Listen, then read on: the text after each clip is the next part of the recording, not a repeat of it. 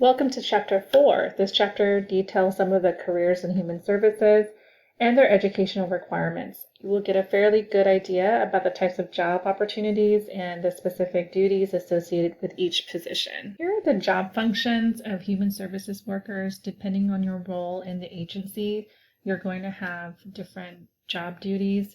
So for administrators, they run the agency. They work within human services, but they may not work directly with people, so they may be in charge of the hiring, the firing of employees, and they could be a liaison within the community politicians and with other leaders as well. They can help with writing grants and fundraisers, and maybe an assistant who works in the human services arena would do some filing and also maybe do phone calls, take phone calls from donors that may want to give to the nonprofit agencies. Then we have data managers. They're involved with within the administrative area. So they deal with statistics, numbers, research studies. Sometimes data manager, they have to report certain data to the federal government or to the state government. So they're really involved in taking in all that data and reporting it. Advocates. Advocates speaks on the behalf of others, so they help others get their needs met, either legislatively or at the agency. A behavior changer. These are crisis workers, therapists, group counselors. They try to get their clients to hopefully make some changes in their behavior to have a more productive and happier life, hopefully.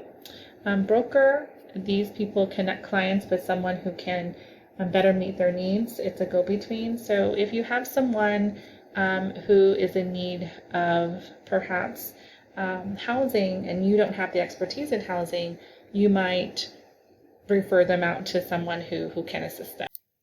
Caseworkers, they manage a caseload of clients, and these people typically work within the child and adult protective agencies. They can also be probation officers. An evaluator really oversees the program, assesses whether goals and objectives are being met or not. Outreach, these are people who go out into the community and offer education or other support for the client. Caregivers, caregivers provides clients with direct care such as transportation, food, shelter, medical assistance. Consultants, they specialize in whatever expertise are needed. And depending on the agency that needs maybe a special project being, sourced out, they might bring in a consultant just to tell them exactly what they need to do. Crisis workers, they deal with emergencies such as suicide, community trauma, emotional support, education, and they offer coping strategies and resources for people in crisis. Educator, teaching of any type, might be specific job title or a duty done in any job. Fundraisers, these people bring in the money for the agencies based on donations, putting on dinners to fundraise for a nonprofit. Grant writers, it's really important for nonprofit agencies to be able to have someone to write grants to ask for money. Otherwise, some of these nonprofit agencies might not have the funding to support themselves. Therapist, these people do intensive work to help a client resolve serious impairment in functioning, physical or psychological problems. It's really a broad term. So this could be occupational therapist, psychotherapist, recreational therapist. Within the human services arena, you're going to find people who are in the helping profession that have many different types of educational levels and different type of degrees. So we're going to go over the different types of degrees and what you can do with the different type of higher educational degrees that you can obtain. So for high school diploma, someone with this level, the jobs of this person are considered to be at entry level. So these workers are considered to be paraprofessionals. If someone has an associate degree, so we call them an associate of science or an associate of arts. Students receive this type of degree when they complete a 2-year or 3 course, 3-year course at a community or junior college. Community and junior college frequently offer associate degrees in human services and offer certificates in drugs and alcohol counseling, domestic violence advocacy, and gerontology. Bachelor of Science, Bachelors of Art. So there's many different types of human services degrees that you can get, and you can get a Bachelor's of Science in Human Services, Social Work, or Psychology. Then we have our master's programs. So you can get a master's in social work. And these masters, the most common ones are Master of Science or Master of Arts in Counseling. All of these degrees would qualify you to become a licensed and marital family therapist, an MFT, or a professional counselor, or a master's in social work, which could lead to a licensure as a licensed clinical social worker.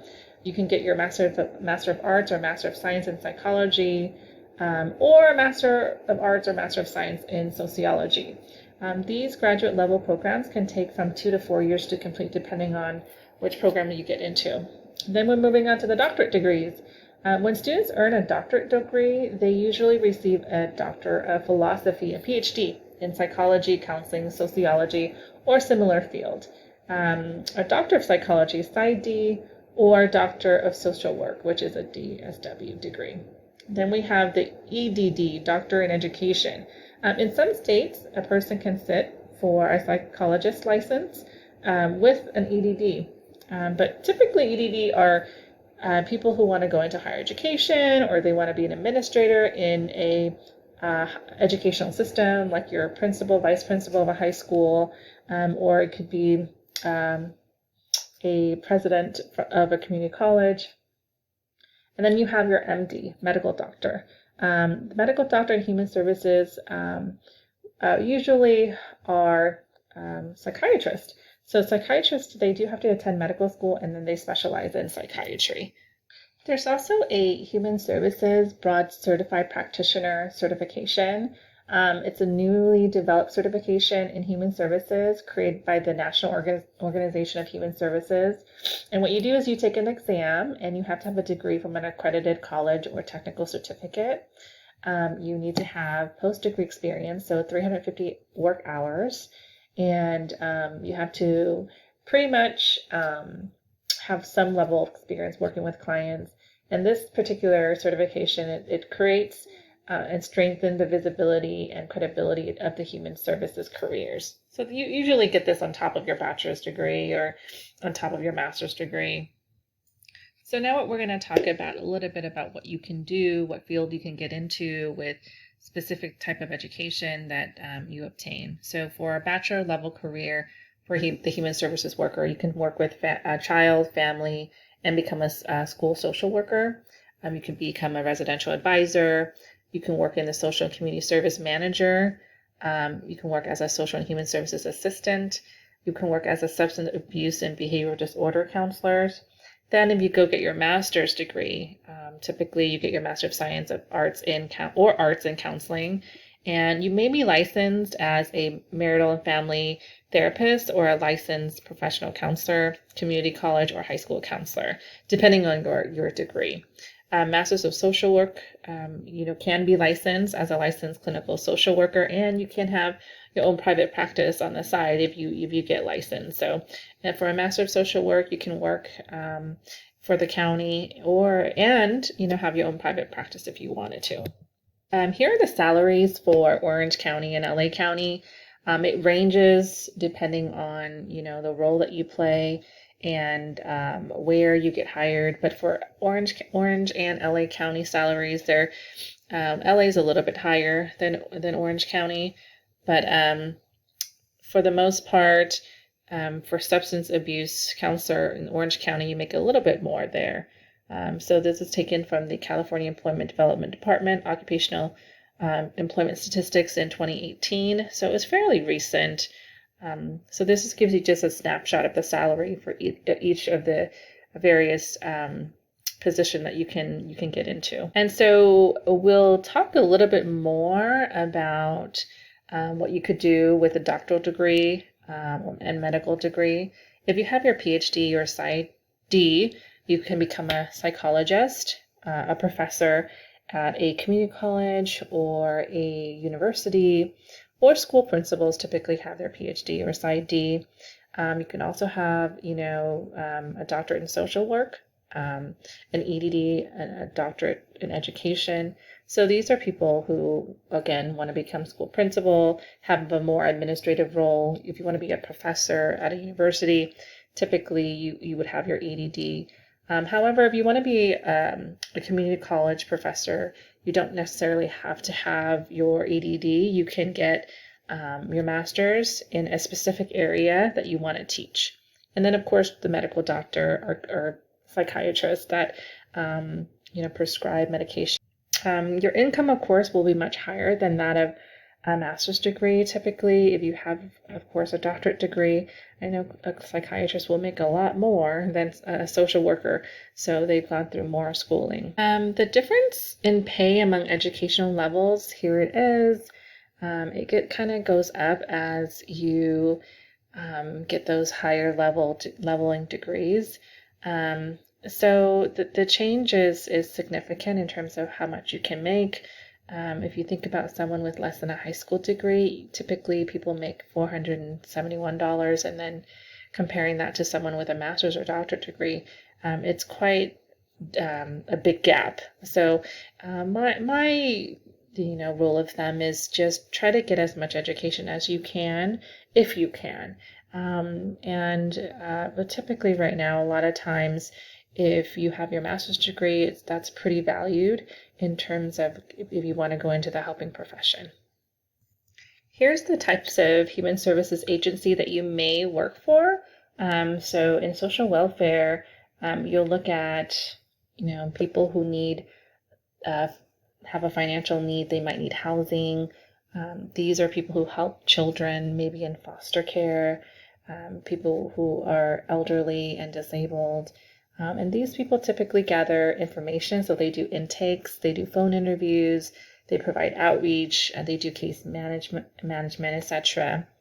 And then mental health, they deal with people who are in an emotional state, typically psychological issues, behavioral issues, and social problems. And they provide educational presentation, group counseling. They could do domestic violence and sexual assault intervention, crisis management, psychotherapy. And then there's a group of human services